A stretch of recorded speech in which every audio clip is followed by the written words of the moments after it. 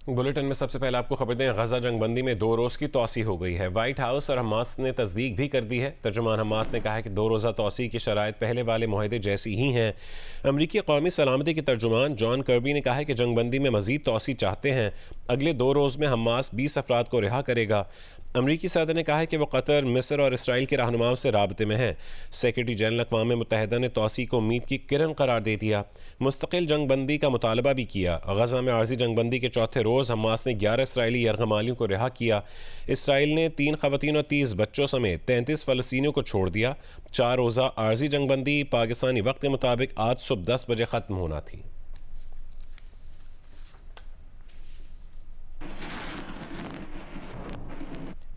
मकबूजा मगरबी किनारे में इसराइली फोर्सेस की ज़ालिमाना कार्रवाइयाँ जारी हैं। अक़वाम मुत्तहिदा के मुताबिक मगरबी किनारे में इसराइली फोर्सेस ने 7 अक्टूबर से अब तक 215 फ़लस्तीनियों को शहीद कर दिया है। शहीद फ़लस्तीनियों में 55 बच्चे भी शामिल हैं।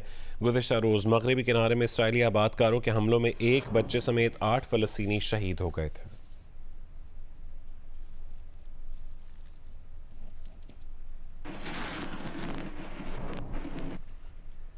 आगे बढ़े आपको खबर दें, लाहौर और गिरदनवा में स्मॉग का राज बरकरार है। आलमी वेबसाइट के मुताबिक लाहौर में आज एयर क्वालिटी इंडेक्स 215 रिकॉर्ड किया गया। सुबह 8 बजे दुनिया के आलूदा तरीन शहरों में लाहौर तीसरे नंबर पर था।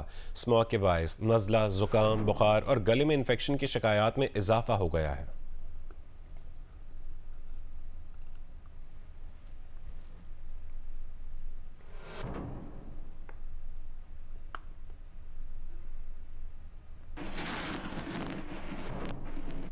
मुल्तान में भी सर्दी के मौसम में शिद्दत के साथ स्मॉग मजीद बढ़ती चली जा रही है। तफसील बताएंगे जौदत नदीम।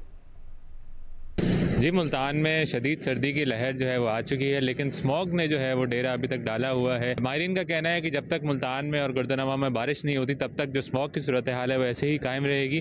अगर स्मॉग की जो सूरत हाल के हवाले से बात करते चलें तो मुल्तान भर में जो स्मॉग की सबब है, जो चीज़ें हैं, उनमें इंडस्ट्रीज़ की जानिब से जो धुआँ छोड़ा जाता है, जहरीला धुआँ, वो अभी भी स्मॉग का मौजब बन रहा है। इसी तरह से जो गाड़ियाँ धुआँ छोड़ती हैं, जिसमें हैवी व्हीकल्स और लाइट व्हीकल्स दोनों ही शामिल हैं, इसी तरह से जो पैसेंजर व्हीकल्स हैं उनकी जानिब से भी शदीद धुआं छोड़ा जा रहा है, जिससे स्मॉग में दिन ब दिन इजाफा हो रहा है। इसी के साथ जो इंतज़ामिया है वो बज़ाहिर नज़र आती है कि वो भट्टा खश के हवाले से जो कार्रवाई है उनकी जानिब से तेज़ कर दी जाती है, लेकिन जो स्मॉग के दीगर जो इंस्ट्रूमेंट्स हैं, दीगर जो चीज़ें स्मॉग की वजह बनती हैं, उनके ऊपर कार्रवाई नहीं की जा रही है। इसी तरह से जो शहरी हैं वो भी सांस लेने में उनको मुश्किलात का सामना है, जबकि बच्चे और बूढ़े भी स्मॉग की वजह से दिन ब दिन बीमार हो रहे हैं। जी। हैदराबाद में डेंगू के केसेस में इजाफा हो रहा है। शहर के अस्पतालों में कायम डेंगू वार्ड्स में रोज़ाना की बुनियाद पर मरीज दाखिल हो रहे हैं। तफसील बताएंगे जियो न्यूज़ के नुमाइंदे अली नई।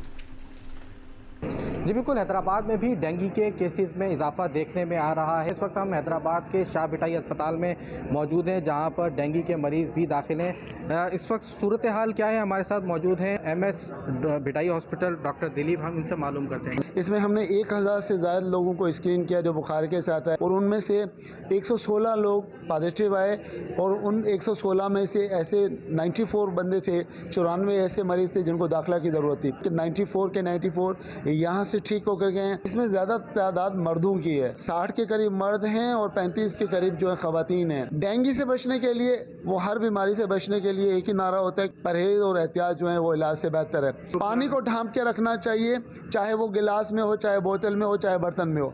उसके बाद बड़ी आस्तीन वाले कपड़े पहनने चाहिए, बिलखुसूस बच्चों को और हम सबको, ताकि मच्छर खाए ना। मॉस्किटो नेट्स का इस्तेमाल करना चाहिए, मच्छर मार टिक्किया का इस्तेमाल करना चाहिए। अफोर्ड कर सकते हैं तो मॉस्किटो रिपेलेंट्स जो आते हैं वो बच्चों के लिए इस्तेमाल होने चाहिए। भिटाई हॉस्पिटल के अंदर 90 से ज़ायद मरीज़ों को दाखिल किया जा चुका है, जिसमें बड़ी तादाद मर्दों की थी। इसी तरह से अगर हम बात करें सिविल हॉस्पिटल की या कासमाबाद की या परेटाबाद हॉस्पिटल की, तो वहाँ पर भी इसी तरह से डेंगू के मरीज़ों की तादाद देखने में आ रही है। तिब्बी माहिरीन का कहना है कि डेंगू से बचने के लिए एहतियात को ज़रूरी अपनाया जाए, एहतियात की जाए, ताकि इस मर्ज से बचा जा सके। जी, आगे बढ़ते हैं। मुत्तहिदा अरब अमारात के सदर शेख मोहम्मद ज़ैद बिन अल नहयान, निगरान वज़ीर आज़म अनवारुल हक काकड़ और army chief general Asim Munir के दरमियान अहम मुलाकात हुई। पाकिस्तान और UAE के दरमियान सरमायाकारी से मुतालिक अहम MOUs पर दस्तखत किए गए। मुत्तहिदा अरब अमारात पाकिस्तान में मुख्तलिफ शोबों में 20 से 25 अरब डॉलर्स की सरमायाकारी करेगा। निगरान वज़ीर आज़म अनवारुल हक काकड़ और army chief general Syed Asim Munir ने मुत्तहिदा अरब अमारात के सदर शेख मोहम्मद बिन ज़ैद अल नहयान से मुलाकात की। पाकिस्तान और मुत्तहदा अरब अमारात के दरमियान तवानाई, port operations, projects, waste water treatment के शोबों में सरमायाकारी से मुतालिक MOUs पर दस्तखत किए गए। फूड सिक्योरिटी, लॉजिस्टिक्स, मादनियात, बैंकिंग एंड फाइनेंशियल सर्विसेज के शोबों में भी सरमायाकारी से मुतालिक MOUs पर दस्तखत किए गए। मुत्तहदा अरब अमारात पाकिस्तान में 20 से 25 अरब डॉलर्स की सरमायाकारी करेगा। UAE की सरमायाकारी से पाकिस्तान में मुआशी इस्तेहकाम की राह हमवार होगी। सरमायाकारी से SIFC के तहत मुख्तलिफ इक़दामात को पूरा करने में मदद मिलेगी।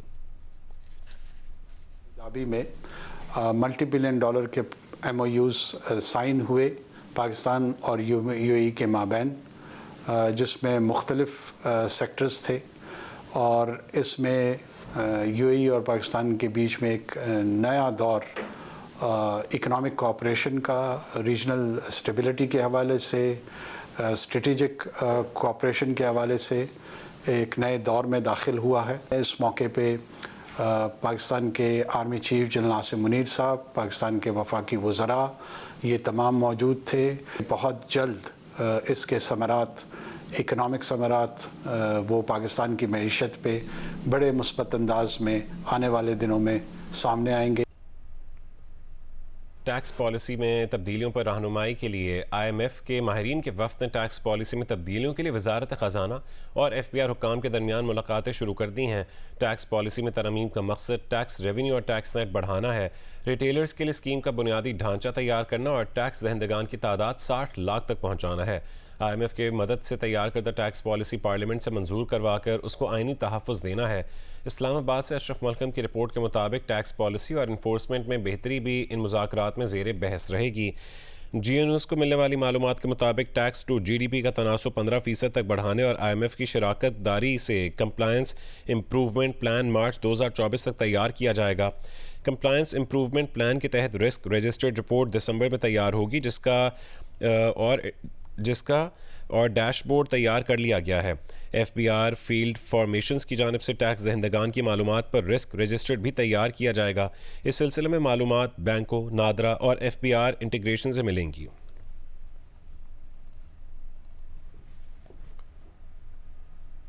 नवाज शरीफ के वकील ने इस्लामाबाद हाई कोर्ट को बताया कि एवनफील्ड रेफरेंस में एहतसाब अदालत ने करप्शन इल्ज़ाम से बरी किया, मगर आमदन से ज़ायद असासों में सज़ा सुना दी। चीफ जस्टिस आमिर फारूक ने रिमार्क्स दिए कि एक अवामी नुमाइंदे के असासे अगर मालूम आमदन से ज़ायद हैं तो बग़ैर करप्शन के वो कैसे बना सकता है। माजरत के साथ ना चार्ज सही फ्रेम हुआ और ना नैब को पता था कि शवाहिद क्या हैं। रिपोर्ट करेंगे अवैस यूसुफजई। चीफ जस्टिस आमिर फारूक और जस्टिस मियां गुल हसन औरंगजेब पर मुश्तमिल बेंच ने नवाज शरीफ की एवनफील्ड और अल अजीजिया स्टील मिल्स रेफरेंस में सजा के खिलाफ अपीलों पर समाअत की। नवाज शरीफ के वकील अमजद परवेज एडवोकेट ने कहा, नैब ने तफ्तीश में JIT रिपोर्ट या गवाहों के बयानात पर इन्हिसार किया। तफ्तीश भी ज़ाब्ते की कार्रवाई को पूरा करने के लिए की। गवाहों के बयानात के सिवा कोई ठोस शवाहिद पेश न किए गए। नैब के तफ्तीशी अफसर ने दौरान समाअत जिरा के दौरान कहा कि सुप्रीम कोर्ट ऑर्डर्स की रोशनी में उनके पास रेफरेंस दायर करने के सिवा कोई ऑप्शन नहीं था। अदालत ने इस्तफसार किया कि नैब ने कहीं अपना माइंड इस्तेमाल करते हुए भी कुछ किया या सिर्फ डाकिये का काम किया। अमजद परवेज एडवोकेट ने कहा, नैब ने सिर्फ कॉल अप नोटिस भिजवाए। उन्होंने कहा, एवनफील्ड रेफरेंस में 18 में से 6 गवाहों के बयानात हो चुके थे जब नैब ने जिमनी रेफरेंस दायर किया। जस्टिस मियां गुल हसन औरंगजेब ने इस्तफसार किया, क्या किसी गवाह ने ऐसा कोई बयान दिया जिसके बाद नैब ने जिमनी रेफरेंस दायर करने का फैसला किया। अमजद परवेज एडवोकेट ने कहा, हमारा मौकिफ रहा है कि चार्ज भी गलत फ्रेम किया गया। चीफ जस्टिस आमिर फारूक ने रिमार्क्स दिए, माजरत के साथ चार्ज दुरुस्त फ्रेम हुआ, ना ही नैब को पता था कि शवाहिद क्या हैं। एक अवामी नुमाइंदा के असासे अगर मालूम आमदन से जायद हैं तो बगैर करप्शन के वो कैसे बना सकता है। आजम नजीर तारण ने कहा, समझ से बाहर है कि बुनियाद खत्म हो गई तो इमारत कैसे खड़ी रह गई। अपीलों पर मजीद समाअत 29 नवंबर को होगी। कैमरा और रिपोर्टिंग टीम के साथ Awais Yousafzai, GEO news, Islamabad. Cipher case में आज चेयरमैन PTI शाह महमूद कुरैशी को अदालत में पेश किए जाने का इम्कान है। खुसूसी अदालत के जज अबुल हसन जुल्करनैन केस की समाअत करेंगे। दोनों मुल्ज़मान के वकील और FI के स्पेशल प्रोसिक्यूटर्स अदालत में पेश होंगे। अदालत ने दोनों मुल्ज़मान को आज अडयाला जेल से अदालत पेश करने का हुक्म दिया है, जबकि केस का ट्रायल 29 अगस्त से पहले की पोजीशन से आगे बढ़ने का भी हुक्म दे रखा है। चेयरमैन तहरीक इंसाफ के वकील खालिद यूसुफ चौधरी ने कहा है कि चेयरमैन PTI को आज अदालत पेश किया जाना चाहिए। हाजिरी के सिवा कोई भी ऑप्शन मौजूद नहीं है। चेयरमैन तहरीक इंसाफ को अदालत में पेश ना किया तो ये तौहीन अदालत होगी। पाकिस्तान तहरीक इंसाफ के तर्जुमान बैरिस्टर गौहर खान ने कहा है कि अगर बल्ले का निशान उनकी पार्टी से छीन लिया गया तो पार्टी के लिए बहुत मुश्किल होगा कि उनकी मकबूलियत मुतासर हो जाएगी। मुस्लिम लीग नून के रहनुमा मोहसिन शाहनवाज रांझा का कहना था कि उनकी पार्टी चाहती है कि बल्ले का निशान बैलेट पेपर पर रहे। उन्होंने इन ख्यालात का इजहार जियो न्यूज़ के प्रोग्राम कैपिटल टॉक में मेज़बान हामिद मीर से गुफ्तगू करते हुए किया। अगर किसी न किसी जवाज़ की बुनियाद पे इलेक्शन कमीशन तहरीक इंसाफ से बल्ले का निशान छीन लेता है तो फिर आपके लिए मुश्किल नहीं हो जाएगी? मेरा नहीं ख्याल इंशाअल्लाह ताला कि कोई ऐसा जवाज़ आएगा जिस पे इलेक्शन कमीशन बेस बना के हमसे बल्ले को रोके। फिलहाल इलेक्शन कमीशन ने कोई ऐसा नोटिस भी नहीं दिया, शोकास भी नहीं दिया, हमारे होते हुए कोई ऐसा ग्राउंड भी नहीं और है आपको कोई खतरा भी नज़र नहीं आ रहा? फिलहाल तो मुझे नज़र नहीं आ रहा है। फ़र्ज़ करें आप दीर से इलेक्शन लड़ रहे हैं या बुनेर से इलेक्शन लड़ रहे हैं, आप जी गौर खान इलेक्शन लड़ रहे हैं, जी हाँ, और आपके पास बल्ले का निशान नहीं है जी, तो प्रॉब्लम नहीं होगी? ये बहुत, अगर हाँ बल्ले का निशान लिया जा रहा है तो देखो वो तो ऑब्वियसली एक हमारे लिए बहुत बड़ा मुश्किल होगा। और ये शायद कुछ लोग ऐसे कोशिश भी कर रहे हैं कि बाकी कुछ भी ना तो ये ले ले और यही सब कुछ है। देखिए अगर आप बल्ला ले ले तो जिसकी इतनी पॉपुलैरिटी है वगैरह, इस पर बहुत असर पड़ेगा। जहाँ तक मेरा ख्याल है कि इनका बल्ले का निशान बैलेट पेपर पर रहेगा। अच्छा, और बैलेट, हाँ मेरा अपना ख्याल है और रहना भी चाहिए। ये और हमारी पार्टी का भी यही होगा कि बिल्कुल उनका बैलेट पेपर पे निशान रहे। जियो न्यूज़ में अभी वक्त हुआ है ब्रेक का।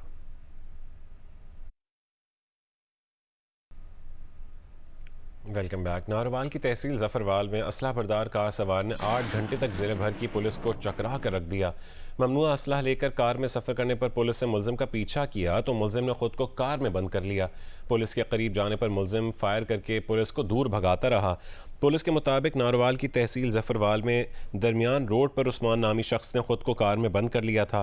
पुलिस के करीब जाने पर मुसल्लह शख्स पुलिस पर फायर कर देता। पुलिस का कहना है कि मुलजिम की हिफाजत और दो तरफा नुकसान से बचने के लिए ऑपरेशन में एहतियात बरती गई। मुलजिम उस्मान से मुज़ाकरात के लिए उसके अहल खानों को बुलवाया गया और बिल आखिर 8 घंटे बाद कार सवार असलाह बरदार शख्स को गिरफ्तार कर लिया गया।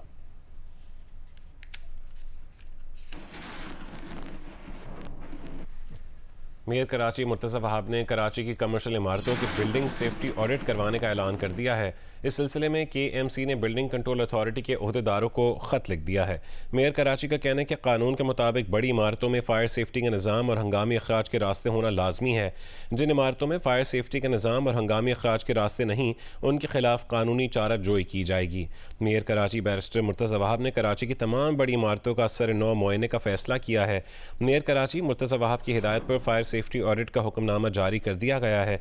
इस सिलसिले में म्यूनसिपल कमिश्नर अफजल जैदी का director general Sindh building control authority के नाम ख़त लिखा। ख़त में DG बिल्डिंग कंट्रोल को अपने अमले को हिदायत की गई है कि सेफ्टी ऑडिट के लिए ताउन करें। 3 रुकनी कमेटी भी इस सिलसिले में फायर चीफ की सरबराही में तश्कील दे दी गई है। मेयर कराची ने अपने वीडियो बयान में कहा है कि कराची की कई इमारतों में इमरजेंसी की सूरत में खारजी रास्ता मौजूद नहीं होता। बड़ी इमारतों और कमर्शियल बिल्डिंग्स में सेफ्टी एग्जिट न होने पर कानून के मुताबिक कार्रवाई करेंगे। उनका कहना था कि पहले मरले में आया चुंदरीगढ़ रोड और शारा फैसल और तारिक रोड की बिल्डिंगों का सेफ्टी ऑडिट होगा।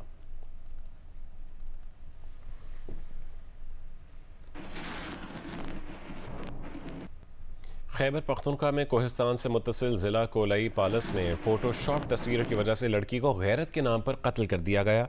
कोलाई पालस के DPO के मुताबिक लड़की के ख़ानदान के बड़ों ने जो तस्वीरें देखकर लड़की के कत्ल का फ़ैसला किया वो एडिट शुदा थीं। लड़की की तस्वीर एडिट करके लड़कों की तस्वीर के साथ लगाई गई थी। पुलिस के मुताबिक लड़की के कत्ल का वाक़या ज़िला कोलाई पालस के इलाके शरियाल में पेश आया है। पुलिस ने कत्ल के इल्ज़ाम में लड़की का वालिद गिरफ्तार, चचा और दीगर सहूलतकारों की तलाश जारी है। कोहिस्तान में 2012 में वायरल वीडियो की बुनियाद पर जरगे ने 5 ख़वातीन और 4 लड़कों को कत्ल कर दिया था।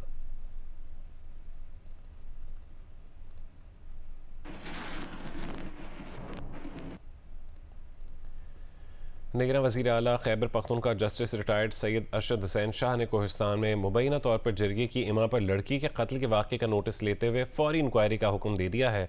वज़ीर आला ने इंस्पेक्टर जनरल पुलिस को वाक़े में मुलव्वस तमाम अफराद की फ़ौरी गिरफ्तारी का भी हुक्म दे दिया है। उनका कहना था कि किसी को भी कानून अपने हाथ में लेने की इजाज़त नहीं दी जा सकती। उन्होंने हिदायत की है कि मकतूला लड़की के साथी को मुकम्मल तहफ़्फ़ुज़ फ़राहम करने के लिए भी तमाम ज़रूरी इक़दाम यकीनी बनाए जाएँ।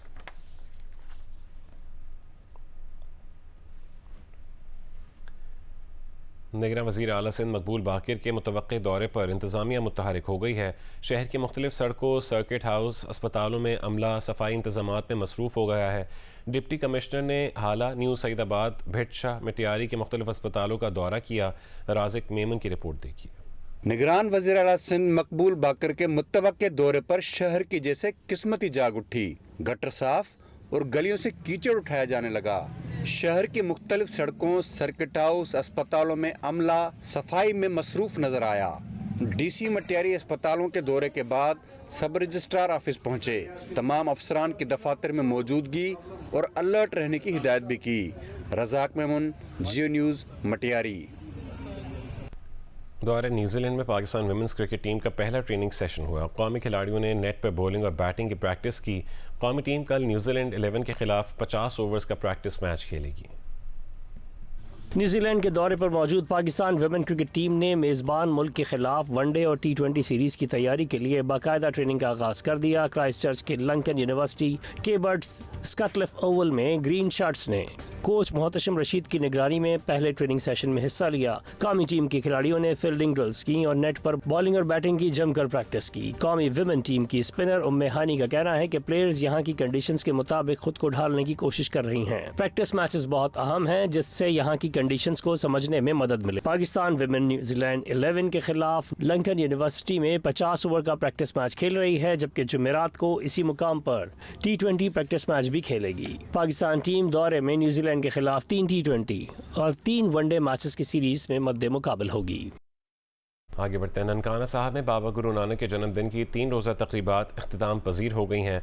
सिखों के रूहानी पेशवा बाबा गुरु नानक के 555वें जन्मदिन की 3 रोज़ा तकरीबात के आखिरी रोज़ ननकाना साहब में गुरुद्वारा जन्म स्थान से नगर कीर्तन का रिवायती जुलूस निकाला गया, जिसमें भारत समेत मुख्तलिफ ममालिक से आए सिख यात्रियों ने शिरकत की। जुलूस गुरुद्वारा क्यारा साहब पहुंचकर इख्तिताम पजीर हुआ।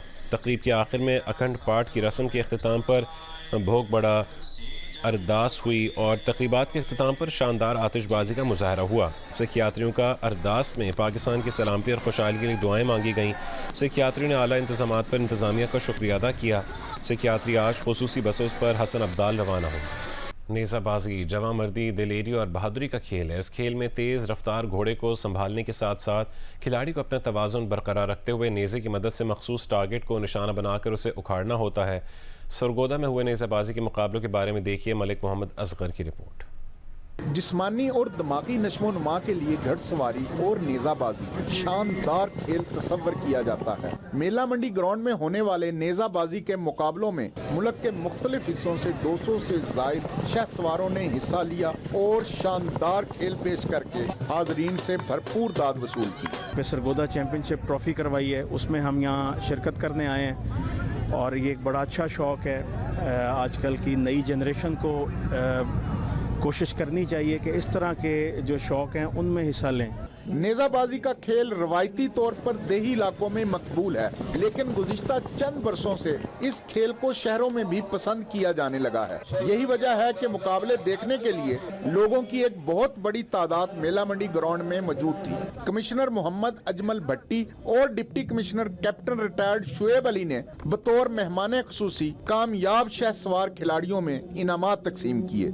आज एक जबरदस्त घुड़सवारी की महफिल जमी और यहाँ आकर जो आवाम में जोश व जज्बा देखा और घुड़सवारी के साथ जो उनका लगाव देखा, तो मैं ये समझता हूँ कि सरगोदा की ख़ास जो पहचान है वो ये आर्ट है। मुंतज़मीन का कहना था कि मुआशरे के मुस्बत पहलुओं को उजागर करने और आवाम को तफरीह के बेहतर मौके फराहम करना वक्त की ज़रूरत है। कैमरामैन ज़हीर खान के साथ मलिक मोहम्मद असगर, जियो न्यूज़, सरगोदा।